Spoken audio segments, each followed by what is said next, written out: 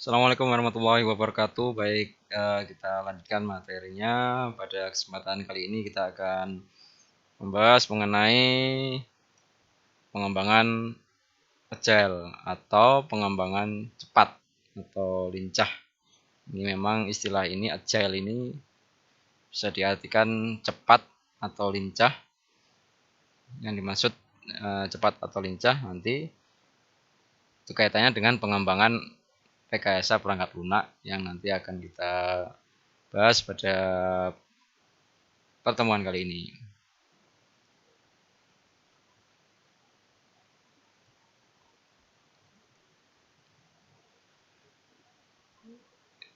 Ini pada tahun 2001 ini Canback ini dengan beberapa pengembang perangkat lunak yang lainnya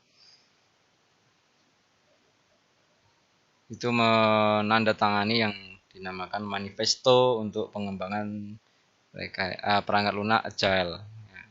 Di manifesto untuk pengembangan perangkat lunak cepat ini. Isinya apa di situ? Jadi mereka sebenarnya mulai membuka atau uncover cara yang lebih baik untuk mengembangkan perangkat lunak dengan melakukannya dan membantu orang lain melakukannya juga. Melalui karya ini mereka telah menilai bahwa individu dan interaksi melalui proses-proses dan tools, kemudian perangkat lunak yang berjalan melalui dokumentasi yang komprehensif, kolaborasi pelanggan melalui negosiasi kontrak, ini kaitannya dengan project, dan yang terakhir menanggapi perubahan yang selalu mengikuti sebuah rencana atau planning. Ini adalah manifesto yang ditandatangani oleh Canback dan 16 orang pengembang perangkat lunak, penulis dan konsultan pada tahun 2001. Ini awal mulanya. Kemudian apa yang dimaksud dengan agility atau yang dimaksud dengan kecepatan? Ini kaitannya dengan efektif, rapid, dan adaptif. Jadi respon yang cepat dan adaptif pada perubahan, yang dimaksud cepat seperti itu ya. Jadi kecepatan itu lebih dari sekedar respon yang efektif terhadap perubahan.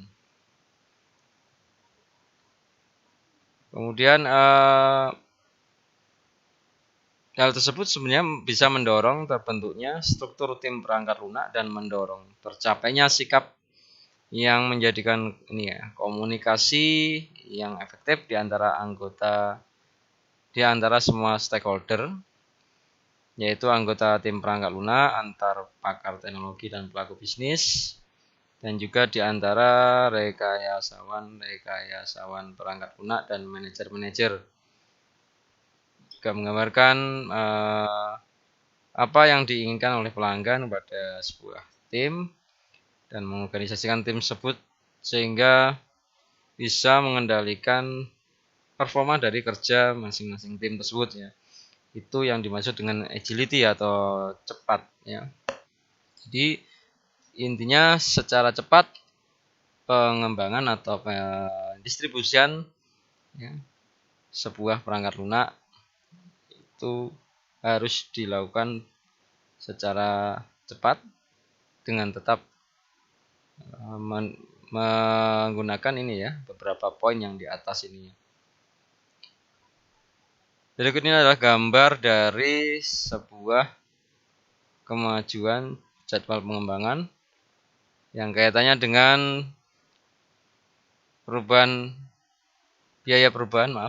kecepatan dan biaya perubahan. Ini ada biaya pengembangan, kemudian dia adalah progres dari jadwal pengembangan atau kemajuan dari jadwal pengembangan. Di sini biaya pengembangan. Ini kalau diperhatikan yang hitam ini adalah biaya perubahan menggunakan proses-proses perangkat lunak yang konvensional. Semakin menuju ke progresnya, semakin naik biayanya di sini ya. Tapi lain halnya dengan ketika kita menggunakan proses agile atau cepat itu, Jadi ada biaya perubahan yang menggunakan proses agile yang abu-abu ini itu landai ya. Jadi dia tidak kenaikannya tidak signifikan, jadi landai ya sampai menuju ke akhir dari selesai developmentnya. Yang dimaksud biaya perubahan yang tadi agile tadi itu baru menaik di sini ya.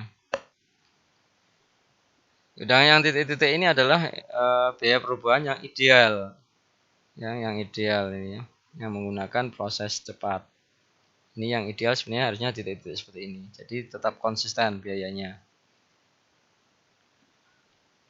Proses agile itu sebenarnya apa yang dimaksud dengan proses agile itu ya? Yang pertama mestinya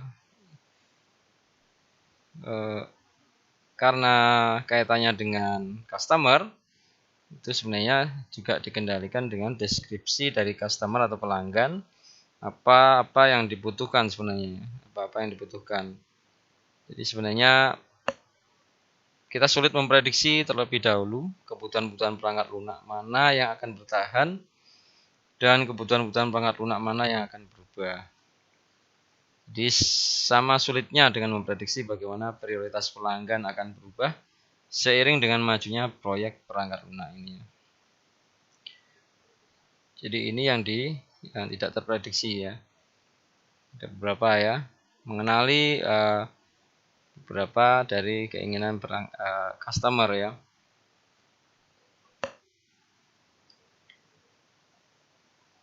Karena kebanyakan tipe perangkat lunak, perancangan dan konstruksi dilakukan dalam kondisi interleave ya. Interleave artinya itu kedua aktivitas harus dilakukan secara berpasangan sehingga model-model rancangan dapat terbukti ketika mereka nanti selesai atau jadi. Kemudian ada juga pengembangan software atau perangkat lunak itu. Ini sebenarnya analisis perancangan konstruksi dan pengujian sebenarnya tidak dapat diprediksi.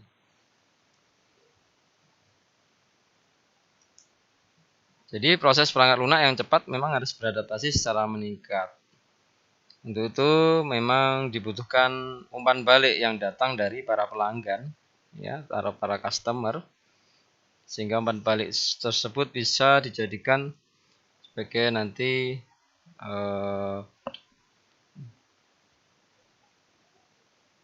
tambahan atau masukan dari pengembangan perangkat lunak.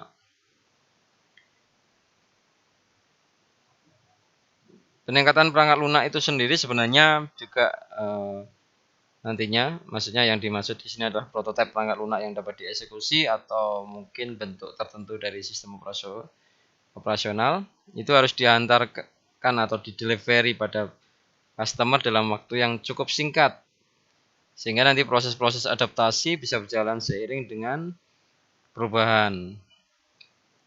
Jadi ini iteratif terus, ini selalu berputar karena pendekatan yang semacam ini memungkinkan para pelanggan mengevaluasi peningkatan perangkat lunak secara teratur, memberikan umpan balik yang perlu juga bagi tim perangkat lunak, dan juga bisa mempengaruhi adaptasi proses yang dilakukan untuk mengakomodasi umpan balik tersebut ya.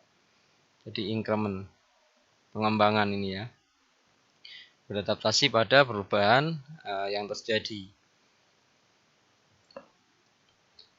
Prinsip-prinsip dari kecepatan itu yang ini ada bagian pertama. Sebenarnya ada 12 ya, bagian pertama di sini. Yang nomor 1 itu prinsip-prinsip kecepatan dari agile ini, agility atau prinsip-prinsip kecepatan ini.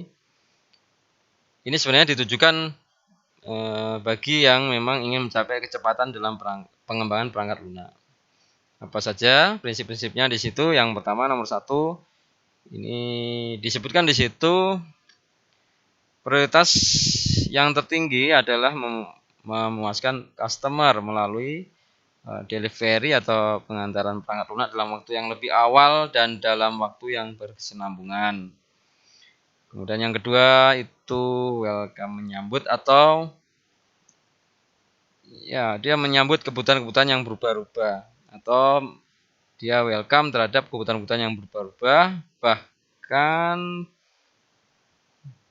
bisa saja terlambat atau ya terlambat dalam pembangunan atau pengembangan. Ya. Proses agile ini atau proses cepat ini memanfaatkan perubahan-perubahan untuk mencapai keunggulan kompetitif terhadap para pelanggan. Ya, nomor 3 ini sering menghantarkan perangkat lunak yang bekerja. Jadi yang secara sering itu mulai dari beberapa minggu sampai beberapa bulan dengan tuntutan waktu yang lebih pendek. Ya, sekali lagi sama dengan yang sebelumnya tadi, intinya dalam waktu yang lebih awal karena memang pengembangan cepat ini kaitannya dengan customer. Kemudian yang keempat, pelaku bisnis dan pengembang perangkat lunak memang harus bekerja sama setiap hari selama proyek perangkat lunak itu dikerjakan. Yang kelima, membangun proyek-proyek perangkat lunak di sekitar individu-individu yang termotivasi atau yang terlibat. Jadi di mereka itu akan diberikan lingkungan dan dukungan yang mereka butuhkan, dan juga berilah kepercayaan pada mereka untuk menyelesaikan pekerjaan tersebut. Yang nomor 6, prinsip dari agility atau prinsip-prinsip kecepatan itu yaitu metode yang paling efisien dan efektif untuk menyampaikan informasi ke dan dalam tim pengembang adalah face-to-face conversation atau percakapan tatap muka. Jadi saling bertemu. Yang bagian kedua, nomor 7 dari prinsip-prinsip agility atau kecepatan. Perangkat lunak yang berjalan dengan baik adalah tolok ukur utama dari kemajuan suatu proyek perangkat lunak. Ya, pastinya seperti itu ya, yang diharapkan berjalan dengan baik perangkat lunak itu. Nomor 8, proses pengembangan perangkat lunak yang cepat itu mendukung pengembangan perangkat lunak secara berkelanjutan, sustainability. Kemudian juga para stakeholder, pengembang perangkat lunak, dan pengguna harus mampu mempertahankan kecepatan yang konstan tanpa terputus-putus. Jadi kecepatan dalam pengembangannya artinya konsisten juga.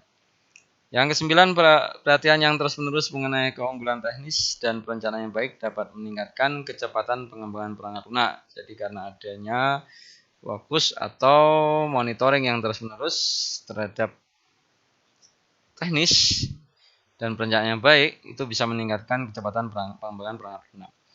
Yang 10, kesederhanaan di sini ya, atau simplicity. Ya. Jadi ada seni untuk memaksimalkan jumlah pekerjaan yang tidak terselesaikan. Itu sebenarnya cukup penting ya.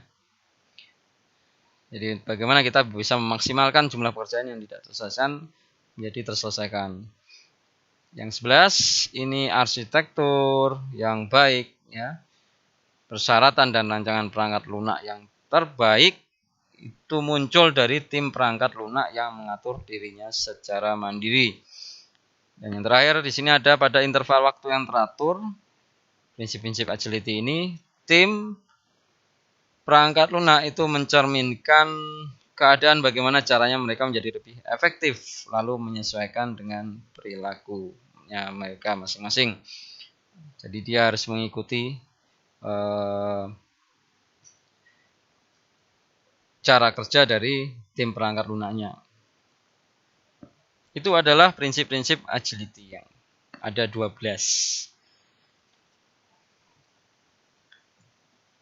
Berikutnya adalah faktor manusia di sini. Faktor manusia dalam artian memang para pendukung pengembang perangkat lunak itu menekankan pentingnya faktor manusia ini. Jadi ada beberapa yang nanti akan disampaikan kaitannya dengan ciri-ciri yang pada tim cepat itu ya, seperti apa nanti faktor manusia itu yang memang seharusnya dibutuhkan ya. Pengembangan perangkat lunak secara cepat ini sebenarnya fokusnya pada bakat dan kemampuan individu dan dia bisa membentuk proses bagi orang-orang dan tim tertentu. Ya. Sejumlah ciri-ciri kunci harus ada di antara orang-orang yang ada di tim agility tersebut, dan harus ada pada ciri-ciri pada tim agility itu sendiri. Ciri-ciri yang diharapkan itu adalah seperti yang berikut ini. Di sini ada berapa ini? 1, 2, 3, 4, 5, 6, 7. 7 ya. Jadi ada 7.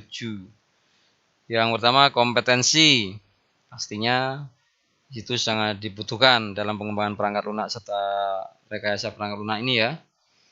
Konteks kompetensi ini mencangkup bakat bawaan bisa, atau mencangkup keterampilan khusus yang berhubungan dengan perangkat lunak, yang mencangkup keterampilan juga seluruh pengetahuan proses yang memang digunakan dan diterapkan.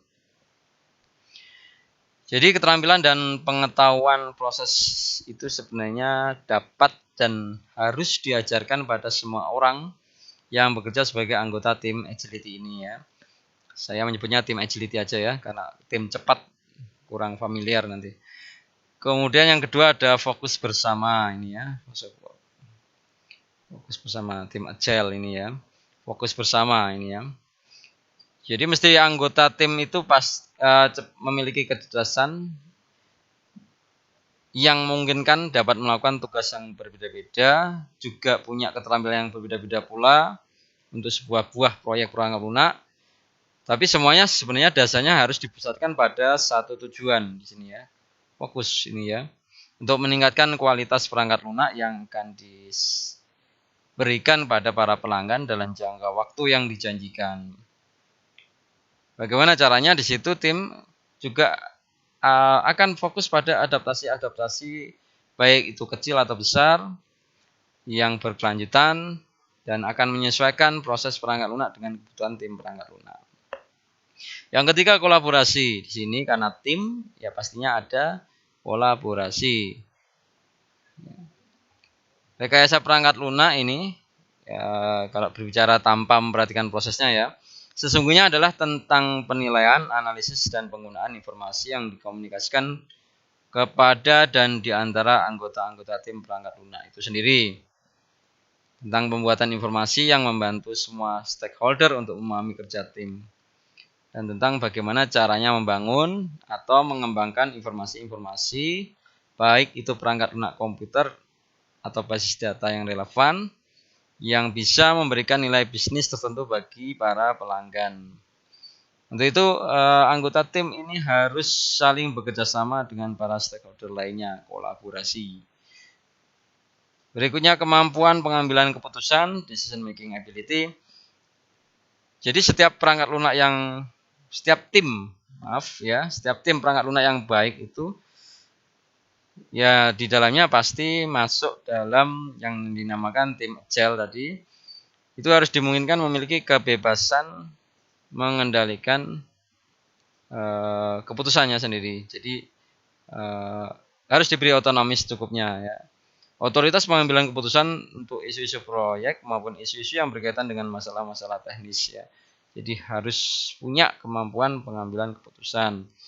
Yang berikutnya kemampuan pemecahan masalah yang fuzzy. Fuzzy itu dalam artian kabur ya, artinya abu-abu.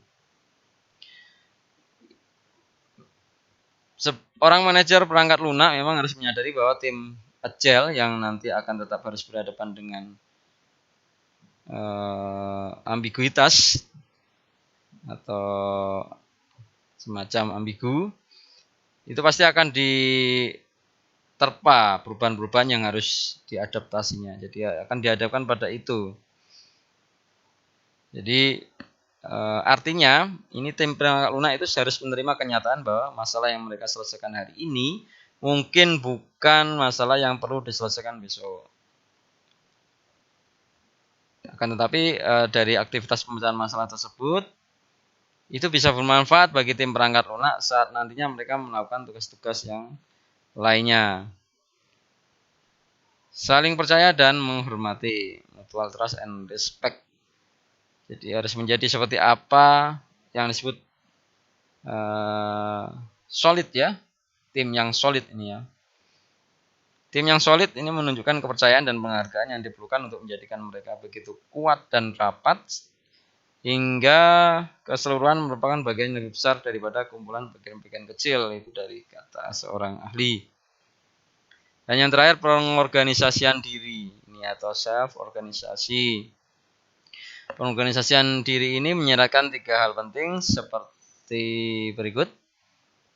Yang pertama, tim agile mampu mengorganisasi dirinya sendiri untuk pekerjaan-pekerjaan yang akan diselesaikan. Yang kedua, tim cepat atau tim agile ini mampu mengatur proses perangkat lunak untuk dapat mengakomodasi dengan sangat baik di lingkungan lokalnya.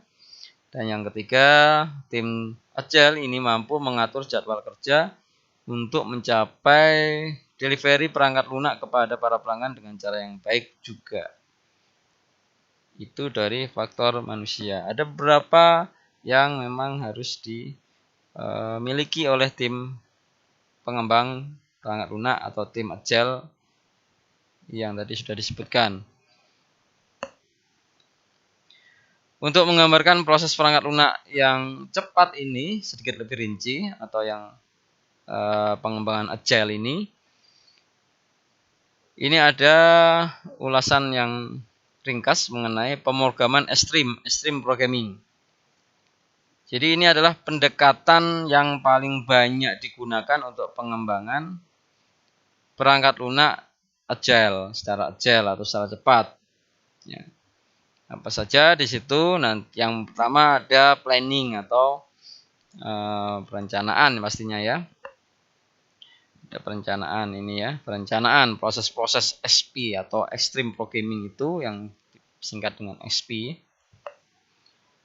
Dimulai dari perencanaan itu asalnya dari aktivitas mendengarkan yang pada dasarnya itu mengarah pada pembuatan serangkaian cerita atau user story yang menggambarkan keluaran yang memang dibutuhkan atau output yang dibutuhkan, fitur-fitur dan fungsionalitas yang nantinya akan dibangun menggunakan perangkat lunak yang akan dikembangkan. Itu awal mulanya planning ya. Yang pasti anggota-anggota tim extreme programming ini nanti akan menilai setiap cerita tersebut dan menetapkan biayanya. Skenario artinya itu ya. Diukur dalam mingguan juga. Nah, nanti akan kalau memang skenario atau story-nya itu terlalu besar, nanti customer akan diminta untuk mengelompok-kelompokkan ya, sehingga nanti lebih mudah di manage-nya. Jadi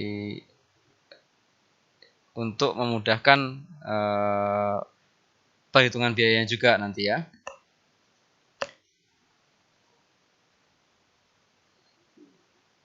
Dan nantinya akan terjadi yang namanya komitmen ya.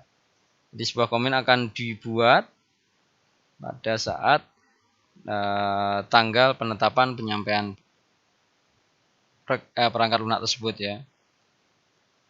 Setelah nanti ada proyek pertama yang disebut ini ya, proyek Velocity ini, itu telah dijalankan, tim SP atau tim Extreme Programming itu selanjutnya akan menghitung kecepatan project. Kecepatan project nanti ya, yang memang harus diukur supaya nanti bisa diimplementasikan setelah rilis yang pertama ini. Jadi di kecepatan project itu sebenarnya digunakan untuk membantu memperkirakan tanggal penyampaian atau pengiriman hasil perangkat lunak tersebut ke para pelanggan dan membantu memperkirakan jadwal rilis berikutnya. Yang kedua, setelah perencanaan tadi, planning tadi, ada extreme programming design atau desain. Sini itu mengikuti yang namanya prinsip KISS ya, keep in simple atau tetap sederhana. Yang pasti sebuah hasil perancangan sederhana selalu lebih disukai daripada gambaran-gambaran yang lebih kompleks. Extreme Programming juga akan mendorong yang namanya CRC Card, nanti bisa dilihat di chapter 8 atau bab 7 nanti juga sepertinya ya. Jadi CRC itu apa? CRC Card itu adalah mekanisme yang efektif untuk berpikir tentang perangkat lunak dalam konteks berorientasi objek. Digunakan untuk mengidentifikasi dan mengatur kelas-kelas dalam konteks pemrograman berorientasi objek. yang relevan dengan peningkatan perangkat lunak saat ini. Setelah perancangan itu ke stream coding ya. Jadi ini adalah sebenarnya mulai dari perencanaan, kemudian perancangan dan coding, juga nanti ada testing. Itu adalah beberapa kunci-kunci kegiatan atau proses-proses extreme programming ini. Testing sendiri semua unit akan dites secara semua unit nanti akan dites secara harian. Jadi supaya nanti ada juga uji coba penerimaan atau acceptance test ini untuk pelanggan ini ya. Di uji pelanggan itu fokusnya nanti pada fitur-fitur dan fungsionalitas sistem secara keseluruhan itu bisa ditinjau oleh pelanggan.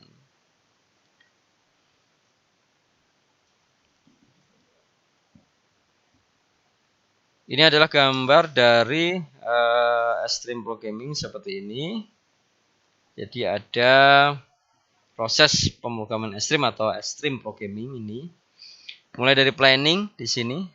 Ulang lagi, ada story atau story skenario atau cerita tadi atau kebutuhan pengguna, dan nilai-nilai, ada kriteria uji penerimaan rencana yang iterasi nanti ya. Kemudian bergerak ke desain, di sini desain perancangan sederhana, bisa menggunakan kartu-kartu CRC. Juga ada solusi spek prototype. Menuju ke coding, pemrograman berpasangan. Ya, ada refaktorisasi, integrasi yang terus-menerus dengan pengujian pastinya ini ya, coding dengan pengujian unit, pengujian, integrasi terus-menerus. Di dalam pengujian juga ada uji penerimaan. Dan yang terakhir rilis itu peluncuran perangkat lunak. Perangkat lunak yang dapat dikembangkan lebih lanjut bisa kecepatan proyek setelah itu akan dihitung. Pengembangan software atau perangkat lunak adaptif ya. Jadi setelah tadi ada beberapa bicara tentang pengembangan perangkat lunak secara agile ya. Ini ada sebenarnya model-model proses agile yang lain ya. Jadi ada proses-proses cepat yang lain. Itu sebenarnya ada tambahan lagi. Pemrograman ekstrim tadi ya. Juga ada yang lain. Itu salah satunya ini. Pengembangan perangkat lunak adaptif. Ya. Atau Adaptive Software Development ASD. Ya. Yang secara original dipropose atau diusulkan oleh Jim Higgins ini. Apa fitur-fiturnya ASD itu? Di situ ada bisa dari siklus hidup nanti yang menggabungkan 3 fase: spekulasi, kolaborasi, dan pembelajaran. Spekulasi proyek dimulai dari perencanaan ya, dan perencanaan tersebut siklus adaptif dilakukan. Sedangkan kolaborasi nanti itu kaitannya orang-orang yang termotivasi pasti akan melakukan kolaborasi ini ya. Yang terakhir pembelajaran nanti ya. Ketika anggota tim ini ASD ini Adaptive Software Development ini mulai mengembangkan komponen yang merupakan bagian dari siklus adaptif, penekanannya pada pembelajaran sebanyak jumlah pembelajaran tersebut dalam usaha melengkapi siklus tersebut.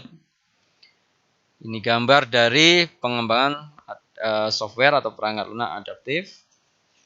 Sini bersama dengan tadi yang extreme programming gambarnya, cuma bagiannya aja yang lain-lain ya. Dimulai dari spekulasi, kalau di sini perencanaan ya. Perencanaan siklus adaptif, pernyataan misi, batasan-batasan proyek, kebutuhan-kebutuhan dasar, dan perencanaan peluncuran time box-nya kapan. Itu di spekulasinya. Langsung kalau kolaborasi, di sini ada penangkapan kebutuhan-kebutuhan. Ya. Bisa dengan JAD nanti. Ada juga skala dalam bentuk skala kecil. Dan yang terakhir pembelajaran atau learning di sini adalah komponen atau implementasi pengujian komponen-komponen. Kelompok-kelompok yang berfokus pada umpan balik, tinjauan-tinjauan teknis formal, dan juga ada istilah post mortem. Sampai pada ujung peluncuran rilis produk, itu biasanya perangkat lunak yang di kemudian hari dapat dikembangkan. Juga ada penyesuaian untuk siklus selanjutnya. Metode yang lain selain pengembangan perangkat lunak adaptif, ini metode pengembangan sistem dinamis ya, atau Dynamic Systems Development Method (DSDM). Ini DSDM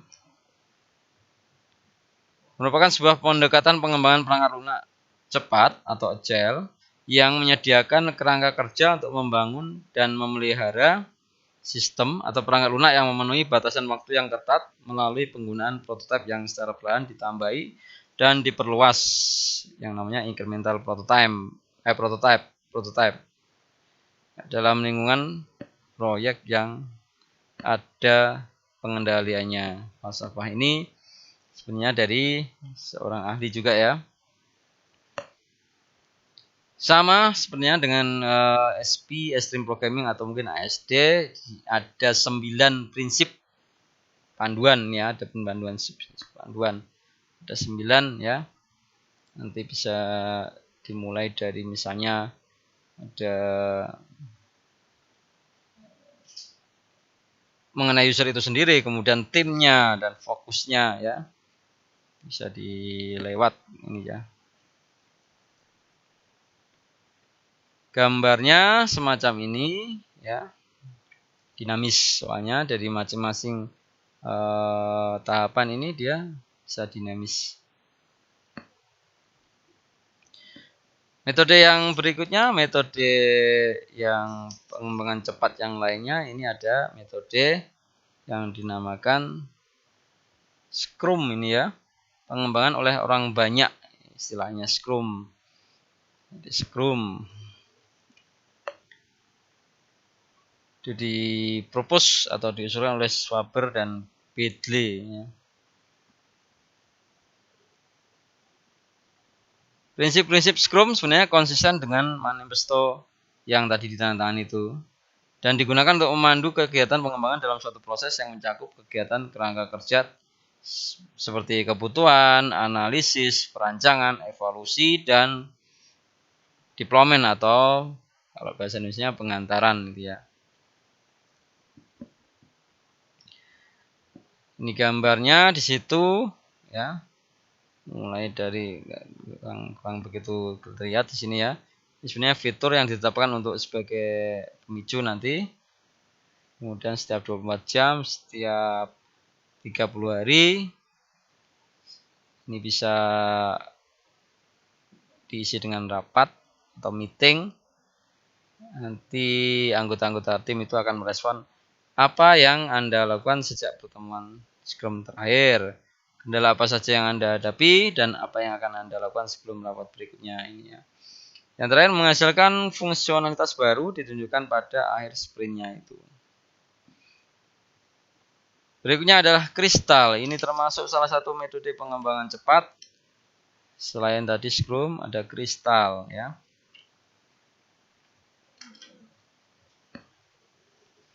Kristal ini sebenarnya kaitannya dengan merupakan keluarga model proses dengan kode genetik yang sama tetapi berbeda metode untuk beradaptasi dengan karakteristik project ini di sini. Ya. Ada juga feature driven development. Di sini ada pengembangan yang dikendalikan oleh fitur ya, atau fitur ya, yang dipropos oleh Peter Coat ini. FDD itu sebenarnya sebelumnya fitur itu sebenarnya adalah fungsi yang kelak akan dinilai oleh klien yang dapat diimplementasikan dalam beberapa hari atau mungkin kurang dari beberapa hari tersebut ya. Penekanannya sebenarnya pada definisi fitur itu memberikan manfaat-manfaat. Ini ada beberapa manfaat-manfaatnya nanti ya. Kemudian ini ada penggunaan template fitur ini ya. Jadi di sini ada pola atau semacam format untuk mendefinisikan fitur. Yang pertama, objeknya itu merupakan nanti orang, tempat, atau benda, termasuk peran, saat-saat dalam waktu atau interval waktu atau deskripsi seperti katalog entry. Contohnya ya, contoh fitur itu untuk aplikasi perdagangan elektronik atau e-commerce seperti ini ya. Jadi ada tambahkan actionnya itu ya, tambahkan produk ke kereta belanja, tampilkan spesifikasi teknis dari produk, simpan pengiriman informasi untuk pelanggan ya. Kalau kita mengikuti format ini ya atau pola ini untuk mendefinisikan fitur ini ya. Gambarnya fitur driven development seperti ini ya. Mengembangkan suatu model yang bersifat keseluruhan, kemudian mengembangkan daftar fitur-fitur, perencanaan berdasarkan fitur, perancangan berdasarkan fitur, pengembangan berdasarkan fitur. Nanti di bawahnya ada penjelasan lagi. Pemodelan cepat ya. Itu seperti apa? Nanti ada beberapa juga yang dinamakan pemodelan cepat ini, agile modeling. Dia punya sekumpulan prinsip agile modeling atau pemodelan agile ya. Yang pertama model dengan tujuan ya. Kemudian ini adalah maksudnya tujuan. Ketika tujuan untuk model teridentifikasi, maka jenis notasi yang akan digunakan dan perangkat rincian yang akan dibutuhkan akan menjadi lebih jelas. Ya, pastinya seperti itu ya. Gunakan beberapa model.